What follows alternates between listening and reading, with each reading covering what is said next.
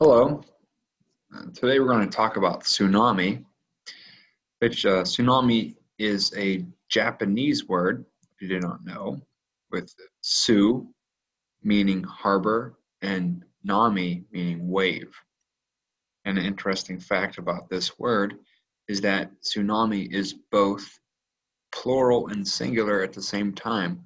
So if you're referring to multiple tsunami, it is not tsunamis, it is tsunami.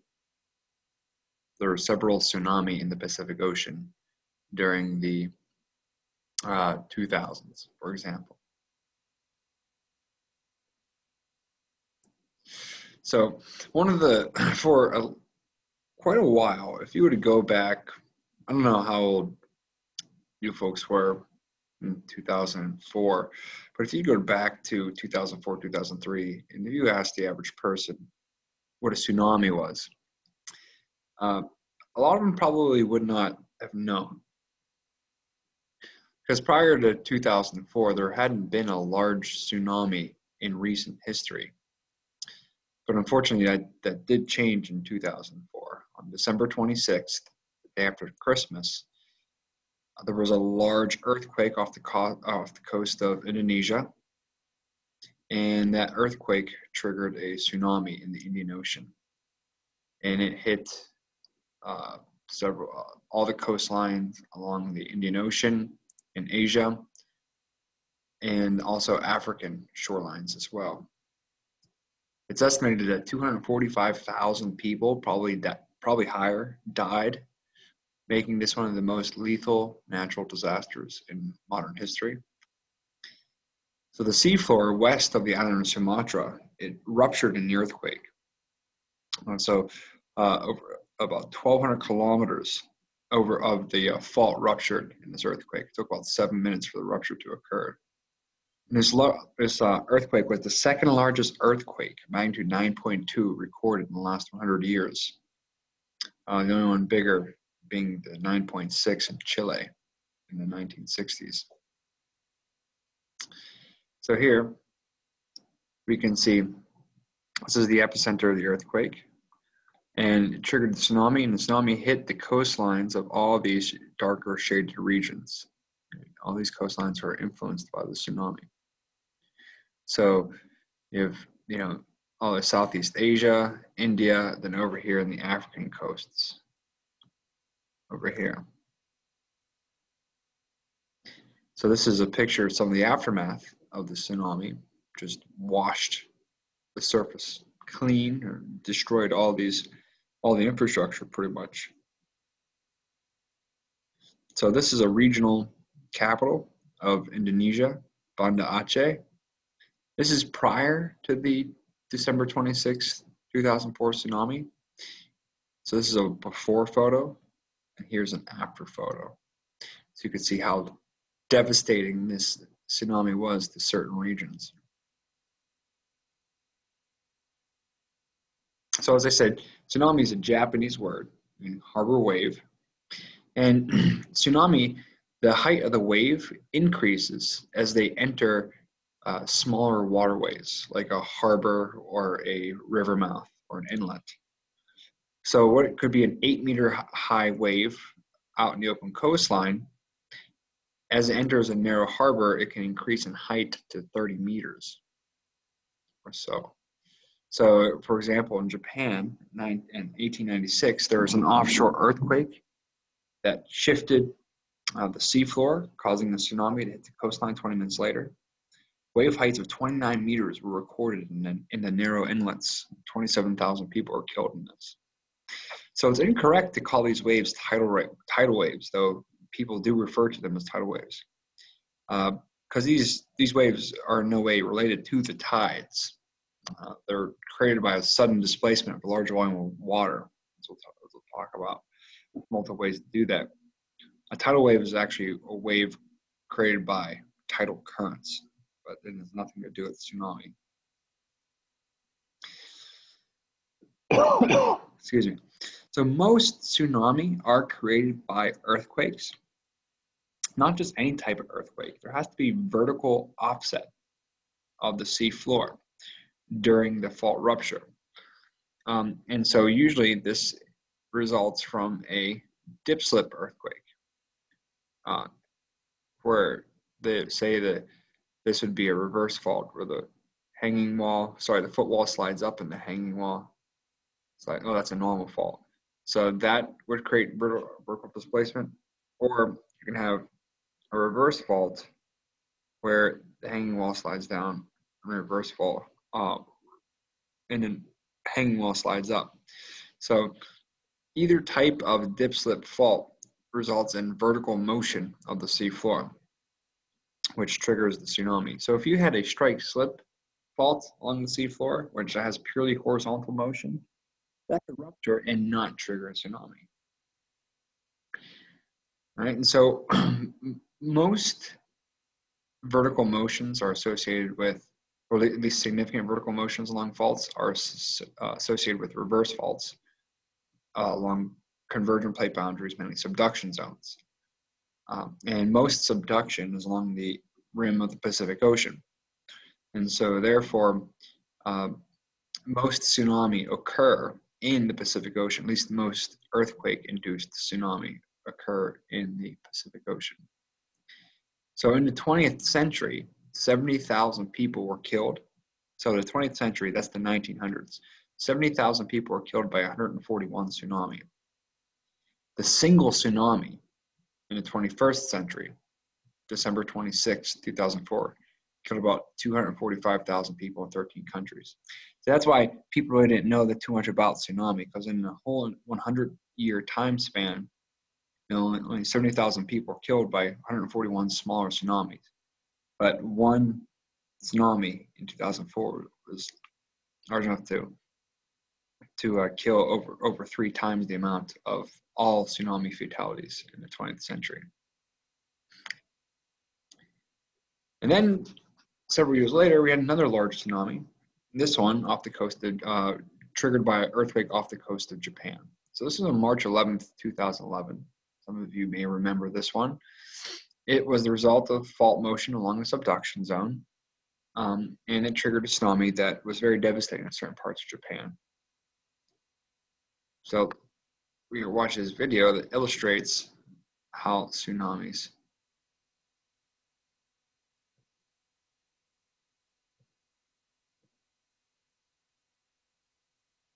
So it says screen sharing is paused.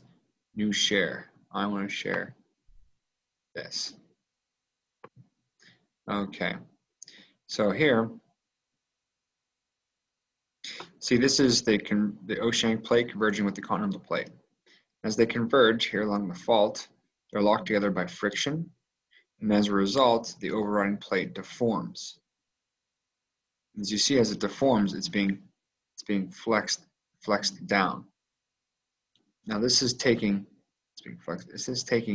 hundreds of years for this deformation to accumulate. Remember, as the rock is deformed, elastic potential energy is being stored, as we talked about when we talked about earthquakes. Well, eventually, what happens is this friction fault is no longer strong enough and rupture. And what happens is here, oh wow, I caught that right at the rupture.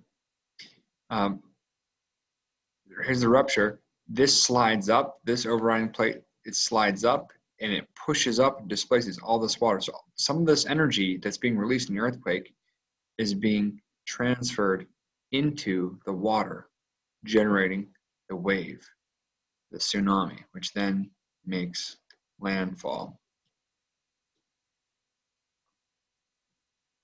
Okay.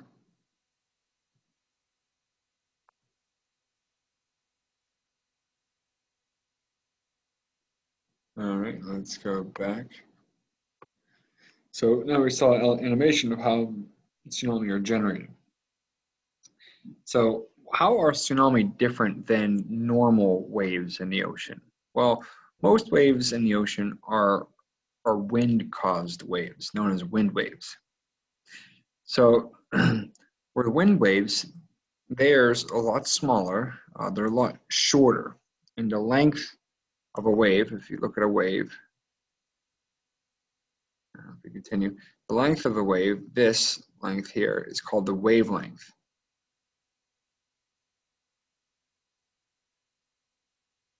Wavelength. And and a wave, the water is disturbed by the wave until a depth of about 1/2 of the wavelength. 1/2 L wavelength. Below that depth, the water is completely undisturbed by the wave.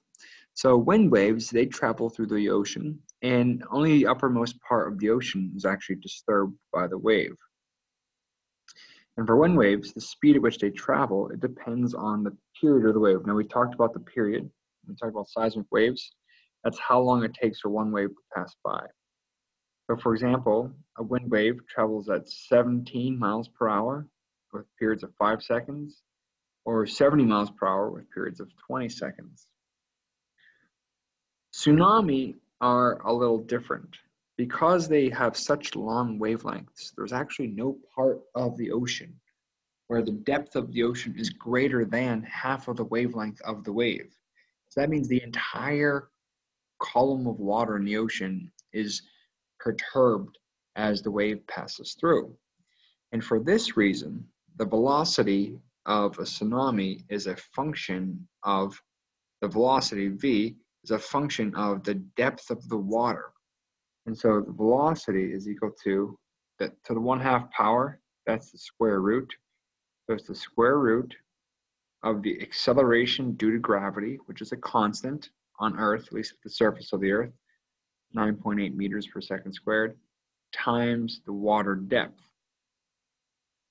So if you graph that, if this is velocity versus depth, as the water depth gets greater, the velocity increases too. So the deeper the water, the faster the wave travels. So for an average depth, say in the Pacific Ocean of 5,500 meters or 5.5 kilometers, the tsunami could theoretically travel up to 232 meters per second or 518 miles per hour. So they book it. That's theoretical. Actual observations of tsunami speed peak at around 420 to 480 miles per hour. Still very, very fast. So as a wave approaches land and it enters shallower and shallower water, the depth decreases, and so the speed of the wave decreases. Okay, so the wave slows down as it approaches land because it enters shallower and shallower water. But what happens is a wave is nothing but energy traveling through the water, and the same amount of energy has to travel through the water in the same amount of time. So if there's a smaller so if the wave slows down, in order to transmit the same amount of energy in the same amount of time, the wave height increases. So a tsunami that has a height of around 1 meter in the open ocean, it can increase to 6 to 15 meters in height in shallow water, and especially in narrow topography like a harbor or inland. So the wave height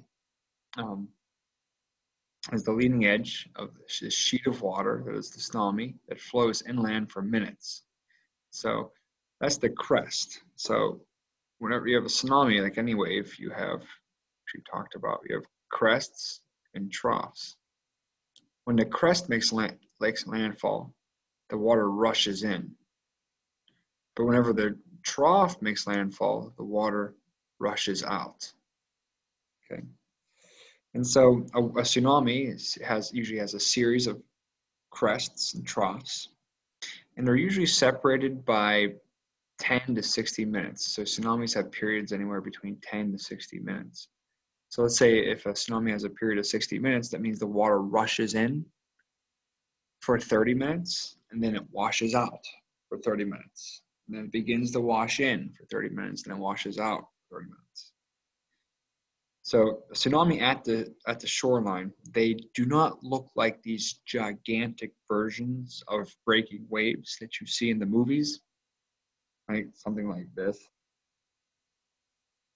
This is a city.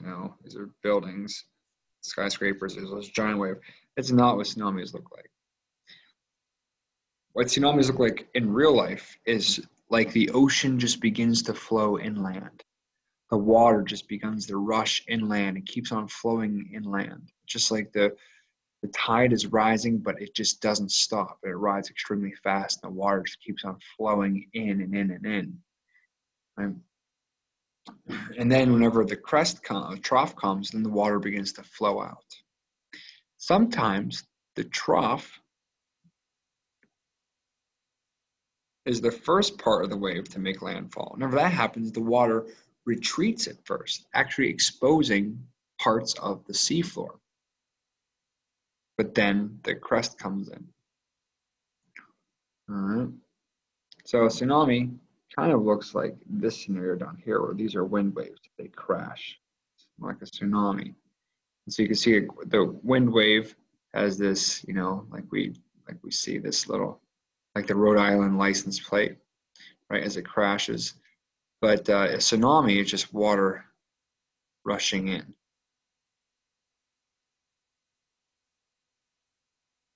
So earthquake, as we said, earthquakes cause most tsunami. A notable one was in Chile in 1868. There was a large earthquake that shook Arica in Bolivia, where several ships were moored in a harbor. Eyewitness accounts of the rising sea.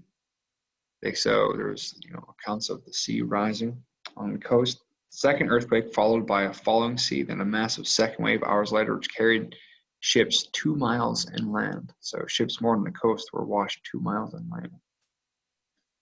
Another example is at tsunami at Hilo in Hawaii, April 1st, 1946. So there was a large earthquake in the Aleutian Islands of Alaska, which created a tsunami, which traveled south across the Pacific to Hawaii. Eyewitness accounts reported a very loud hissing sound with advancing and retreating waves of several minutes.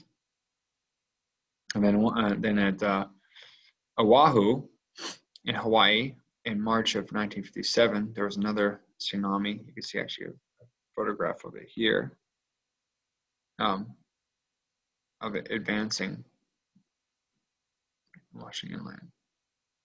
So wavelength and period versus height for tsunami. So the destructive power of tsunami is actually not its height, but it's the momentum of the large mass. So water is very heavy. Whenever water is moving, it has a lot of momentum.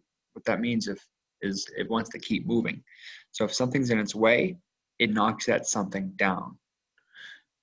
And so with these very long wavelengths, these waves can also bend around objects and bend around coastlines even. So large tsunami, they rush inland for about 30 minutes, and they pull back for 30 minutes before the next wave comes. And long wavelength tsunamis, with long periods, waves, as I said, can bend around islands and hit all shores. There's actually no protected shores as there is with wind waves. So here is the location of the tsunami, 2011 Japanese tsunami. So here's the epicenter of the earthquake. So here was the wave front 1 hour after the earthquake, 2 hours, and 3 hours. This is how far the wave had traveled 3 hours after the earthquake. And you can see here 6, 9, 12, 15, 18, 21. So the tsunami traveled so fast that it traveled across almost the entire Pacific Ocean basin in less than a day. It's moving pretty quickly. So tsunami can be caused by any sudden jolt of energy to the water that displaces a large volume of water. So earthquakes are one cause. Of volcanic eruptions, so a volcanic eruption that blasts into the water causes tsunami. Mass movement, so landslides into water can cause a tsunami. Even underwater landslides can trigger tsunami. And impacts, meteorite impacts, can trigger tsunami. And so the biggest tsunami are caused by the rarest events, which are impacts of asteroids and comets. So 65 million years ago, whenever a meteorite struck Earth, it actually hit in what is now the Gulf of Mexico, and it triggered a massive tsunami that washed many marine animals far inland where we found their fossils, knowing that there was a large tsunami that washed them in there. And we know it's a tsunami because the fossils of the marine animals are deposited with terrestrial or land-dwelling animals. So we know they're all washed in there together. So earthquake caused tsunami, as we said before, are the result of fault movements along the sea floor. There must be vertical movement, so there must be uplifting and down dropping of the sea floor. And it usually takes an earthquake of at least magnitude 7.5 to trigger a tsunami. So what are some warning signs of tsunami?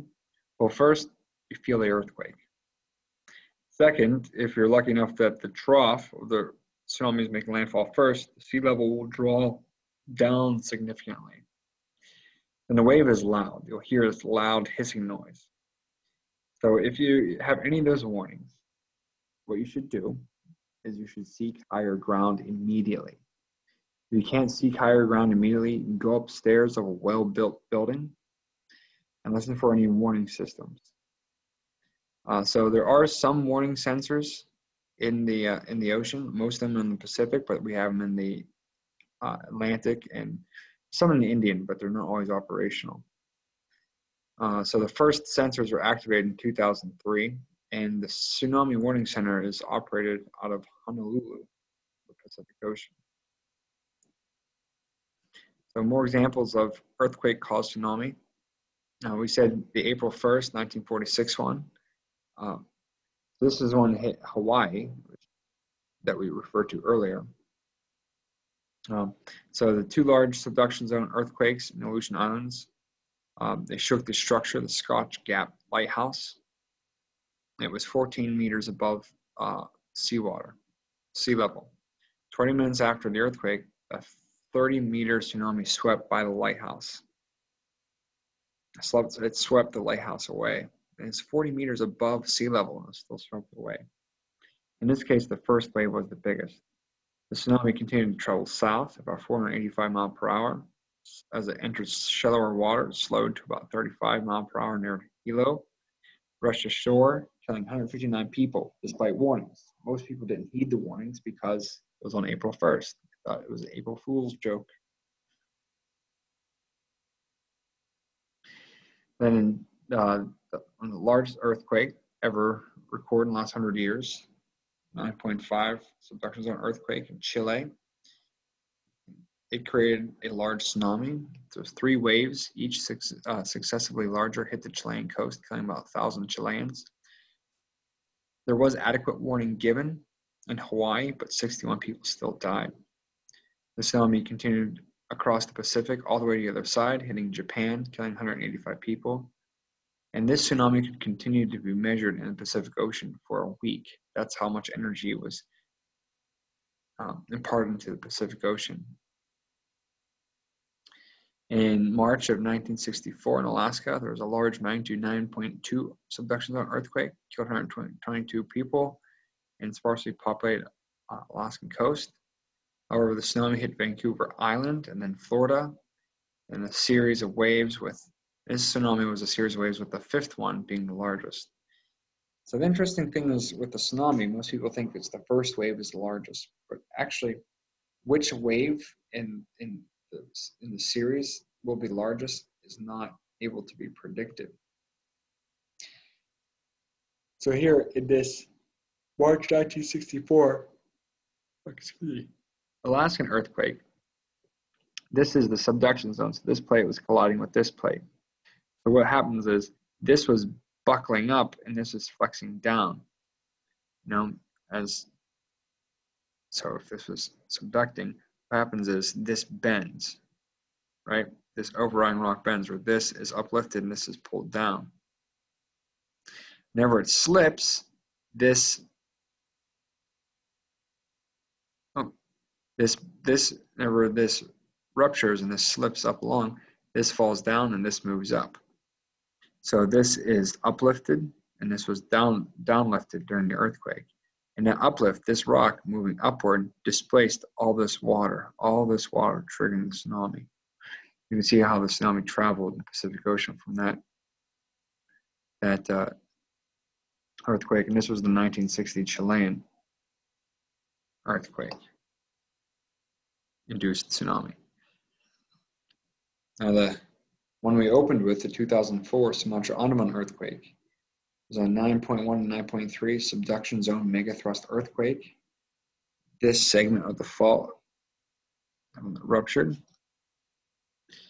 And something similar to that is potentially looming in British Columbia, off the coast of British Columbia, Washington, Oregon, in the Cascadian subduction zone. So when we talk about earthquakes and plate tectonics, we said this subduction zone hasn't had a large earthquake the last 300 years. The last time it had a large earthquake was in the year 1700. It was a magnitude 9 earthquake, and very little activity since. So this fault is very ripe. You know, seismologists fear that a large, very large magnitude earthquake will occur here in the impending future. And so when this does occur, it can trigger a tsunami. Oh, because we know it can because it has in the past. And though we're talking about these tsunami in the Pacific Ocean and Indian Ocean, doesn't mean that the Atlantic Ocean is spared. There is a risk of tsunami in the Atlantic Ocean because there's A, subduction zones in the Atlantic, though not many, but B, there's also volcanic structures that can have submarine landslides and flank collapses that can trigger tsunami, which we'll talk about later. So the reason why we know there was a tsunami here in 1700 is because the tsunami was recorded on the coast of Japan. In 2011, the Huku earthquake and tsunami. This is the segment of fault that ruptured as a magnitude 9.0 earthquake and triggered a tsunami that destroyed large parts of Japan, especially this area, the Sendai region. So this is Japan, the overlying plate, and this is the subducting oceanic plate. And whenever this slid upward, it displaced all this water, great amount, which triggered the wave, which traveled and hit the Japan coastline.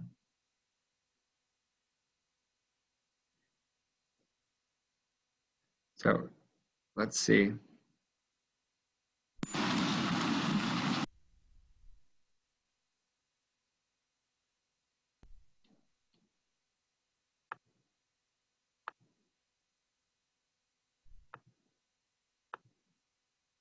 So this is a river mouth in Japan, and over here to the right is where the ocean is. And so in this video, you can see the water rushing up the river valley.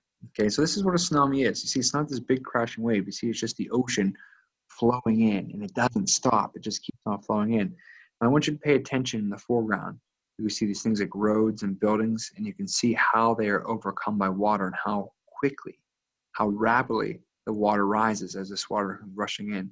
Just think about how much energy is released by these earthquakes, where just a tiny fraction of it is transmitted into the water and triggers and is able to move all this water so dramatically.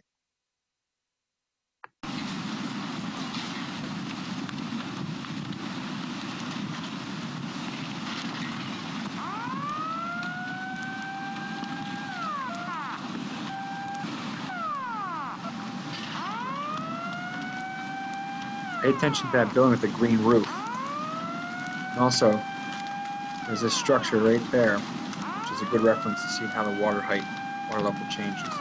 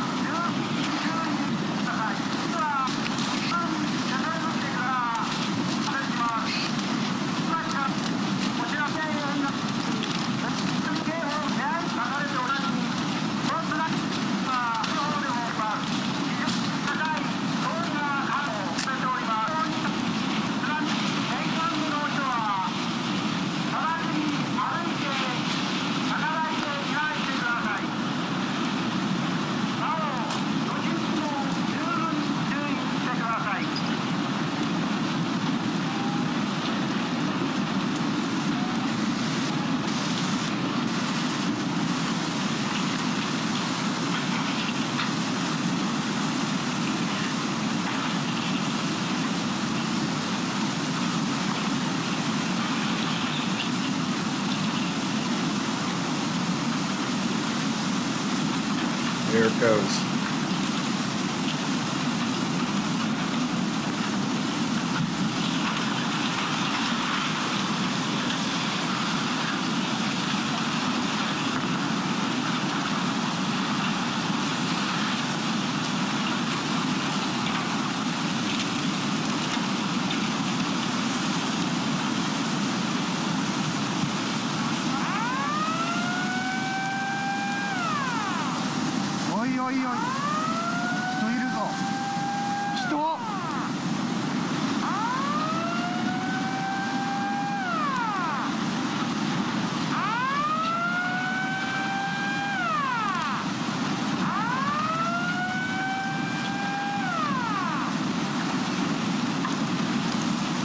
So much water.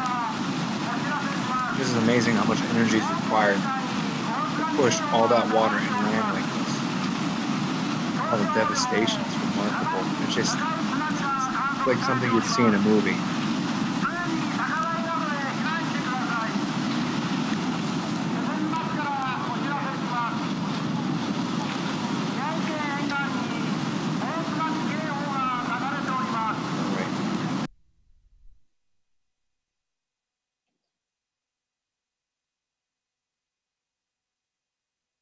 I think we need to change our share.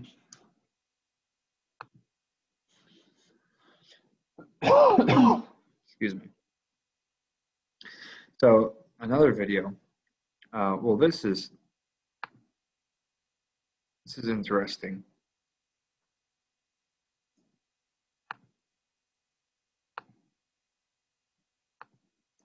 This website shows us before and after. So this is the Fukushima power plant. This is the one that melted down.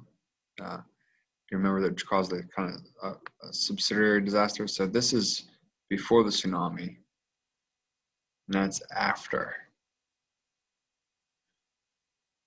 So this is north of Sendai, before the tsunami, after the tsunami. Also north of Sendai, before the tsunami, after the tsunami. Just amazing how these structures are just wiped away. Let's die before the tsunami, after the tsunami. So again,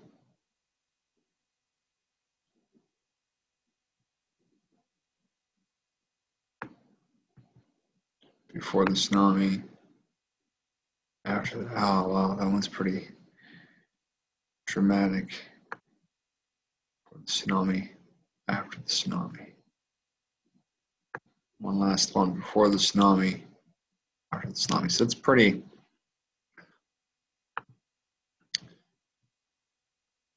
remarkable. And there's this other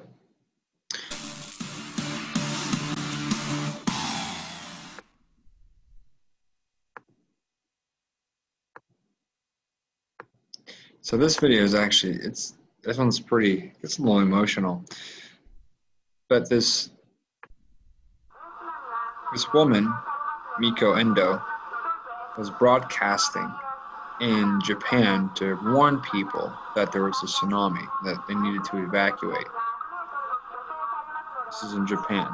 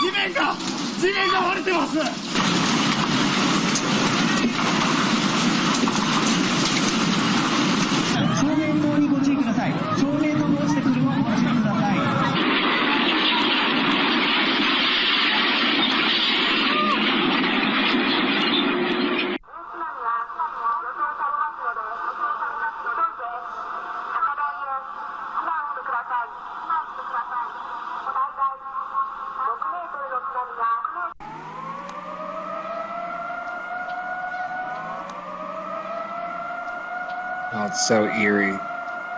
Just this calm before the wave gets there. 見て見て。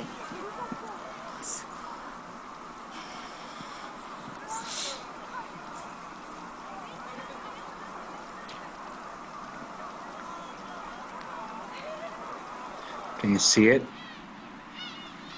See that ridge of water up there? Those arrows are pointing up? That's the tsunami.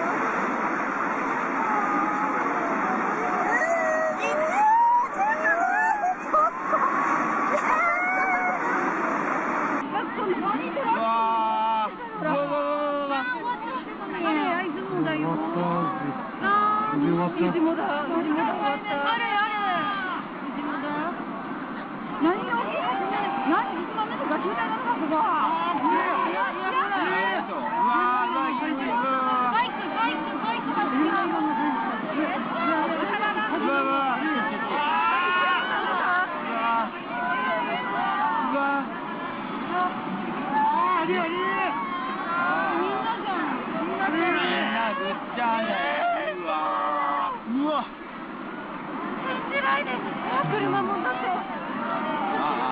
ほら。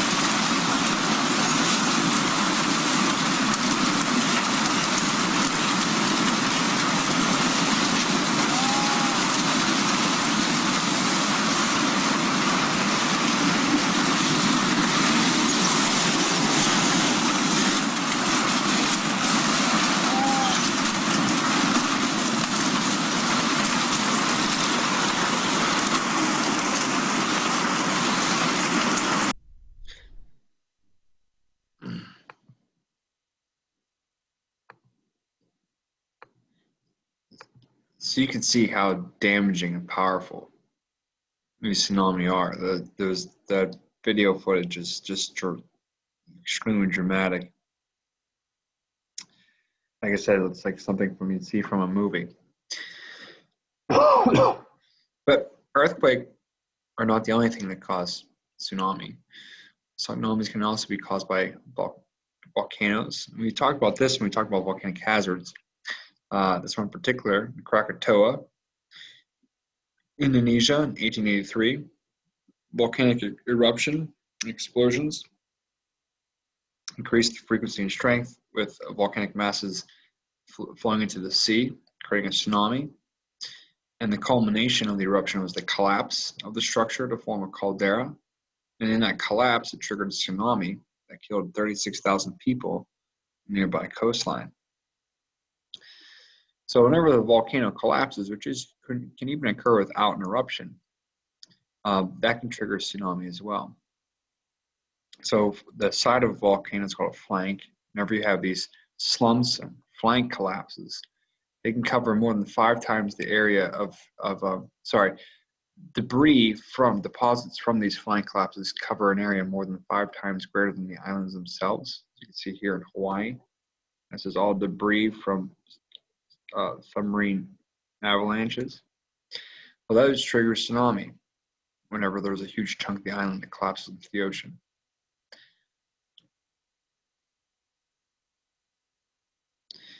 So this is a potential hazard in the Atlantic because of the volcanic islands, the Canaries, the Azores, and Cape Verde, where the Canary Islands in particular have experienced mega collapses, 3 of them in the past 15,000 years. And so the next mega collapse could generate a tsunami that travels through the travels through the Atlantic and hits the coasts of West Africa, West Europe, Eastern United States, and Eastern South America. So models simulate that there could be a 10 to 20 meter tsunami traveling across the Atlantic. And these flank collapses, they happen about globally about once every 10,000 years. These landslide caused tsunami, they can actually be like a indirect earthquake caused tsunami because the earthquake can trigger the landslide. So in Newfoundland, Canada, November 1929, magnitude 7.2 earthquake triggered submarine mass movements or landslides, which set off a tsunami. Wave reached the coast of Newfoundland 2.5 hours later. In Papua New Guinea, in July of 1998, there was a magnitude 7.1 earthquake, triggered underground landslides that caused a tsunami. Hit the coast of Papua New Guinea about 5 minutes later, washing 4 villages on Berry Islands into lagoons. So this makes us rethink the tsunami threat. So a small earthquake could trigger a sizable landslide, which could cause a tsunami, a decent sized tsunami. So it doesn't have to be a fault that's very large that could cause tsunami. It could be just a fault large enough to cause a large landslide that can cause a large tsunami. Then tsunami in bays or lakes are often, they're not as common. Whenever they occur, they can be very destructive because the water has nowhere to go. It's trapped in a confined water, body of water. So in Lituya Bay in Alaska, 1958, the largest historic wave run-up, the magnitude 8 earthquake, the Fairweather Fault caused the collapse of more than 900 meters of rock and ice into the bay, which triggered a tsunami. There were 3 boats anchored in the bay that were hit by this huge wall of water. It was about 30 meters away. 30 meters high, and traveling faster 100 miles per hour. The crews of the boat survived as they were being lifted and dropped by the wave. And so the water surged 525 meters up the side of the bay. So here you can see a table of notable tsunami in recent times. In the far left-hand corner, far left-hand side with the date, cause, the height, site, and the number of deaths. So you can see that earthquakes are the most common cause of these tsunami. And you have volcano avalanche, volcanic eruption, subsea landslide, and subsea landslide. And then that wave heights, sites, and then deaths. the most lethal by far being the 2004 Indian Ocean tsunami. So, but most tsunamis are caused by earthquakes, you can see. So, if you feel an earthquake, what should you do? There's mild shaking within 25 seconds. It's powerful, distant earthquake. It means it would be a powerful, distant earthquake that may have triggered a tsunami. The sea may withdraw significantly or may rise before the big wave arrives, and the water may change characteristic, makes unusual sounds. Those are all warning signs after you feel the earthquake. So what should you do? Well, first of all, abandon your belongings. Don't burden yourself with anything you have to carry. They'll slow you down. Many lives are lost while people are trying to save their possessions. Reminds me of the Subaru commercial where there's a meteorite coming to strike the earth, and they keep on filling the back of their Subaru with stuff because they have so much space. Head for high ground and stay there. If there is no high ground nearby, then climb to the upper floor of a roof or roof of a very strong building. If there's no sturdy buildings around, then climb a tree. If there's no climbable trees, then grab onto something that floats. Look for something to use as a raft. It's very sad. You can see the progressive levels of desperation if you find yourself in those situations. So the Sumele Island in Indonesia in the 2004 earthquake and tsunami was the closest inhabited land to the actual epicenter of the earthquake. After the shaking stops, the residents fled uphill immediately.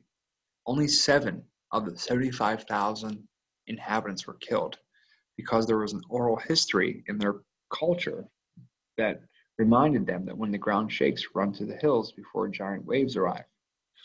Unfortunately, because the indigenous culture isn't intact in the rest of Southeast Asia, that story was not with them, and they don't have the public infrastructure or public education system to teach about the hazard of tsunami. So whenever the 2004 Sumatra-Andaman earthquake occurred, which triggered the Indian Ocean tsunami, most people didn't even run to high ground. They just stayed in place, and then they're impacted by the tsunami. Just as simple, if they would have been taught, if there was an earthquake, move inland, could have saved so many lives. Nicaragua in 1992, the subduction zone earthquake shifted the ground very slowly, creating little ground shaking, but transmitted enough energy into the water to effectively generate a large tsunami. So sometimes earthquake can generate a tsunami, and the earthquake can be kind of maybe not as perceptible. So when we're looking at which regions are potentially impacted by tsunami or have a tsunami hazard, we have to look at coastal maps.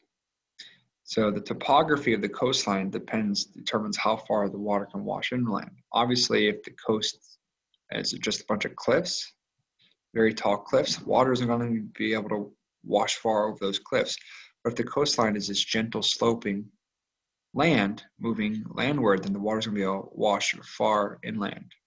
So coastal mapping of Indonesia, India, Sri Lanka after the 2004 tsunami indicated that human activities had actually increased the damage and loss of life. For example, the removal of vegetation like mangrove forests, different reefs, they increase the impact of the waves because those structures are natural structures that break up the wave energy and prevent it from washing as far inland. And buoys and pressure sensors. So before 2004, NOAA, the National Oceanographic and Atmospheric Agency, they operated 6 buoy warning systems in the Northern Pacific Ocean. And funding since the 2004 tsunami has provided for 32 more buoys around the world to transmit information to scientists. How the tsunami warning system works is if a wave passes over, the water pressure at the bottom is a function of the height of the water. So a wave passes over, the water height is higher than it usually is. So it generates a larger pressure. Whenever a sensor measures an anomalously large pressure, it sends a signal through acoustic waves, sound waves, to a buoy. And that buoy transmits that information to radio waves, transmits the radio waves to a satellite, and then that satellite transmits the radio waves down to the tsunami warning center. And so that's how the tsunami warning systems work. Since 2004, they have deployed several buoys and sensors in the Indian Ocean.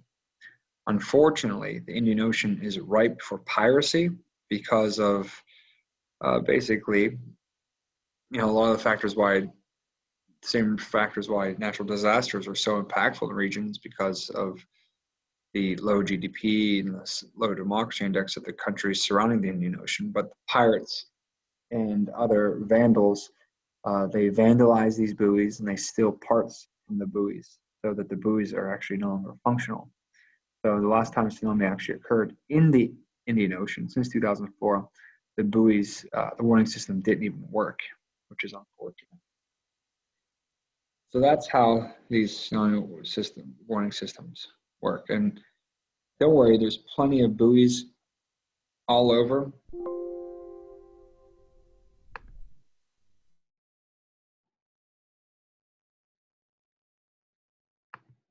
There's plenty of buoys throughout the ocean, in the Pacific and Atlantic, and Rhode Island itself has a tsunami warning system in case there is one of those flank collapses in the Canary Islands or an earthquake along the Puerto Rican Trench.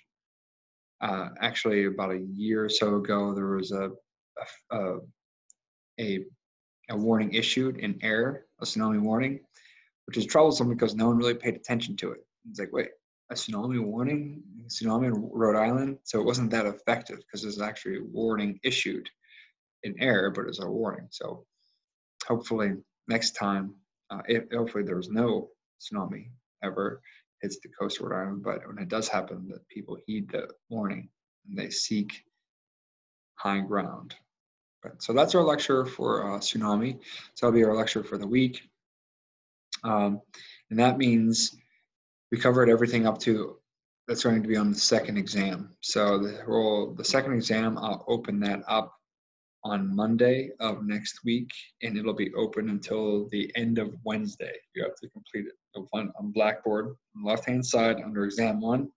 I posted the under exam 2. Sorry, I posted the grades for exam 1 on Blackboard too.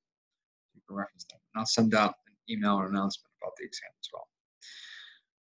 All right, I hope everyone has a good second week of remote learning, and stay safe, stay well.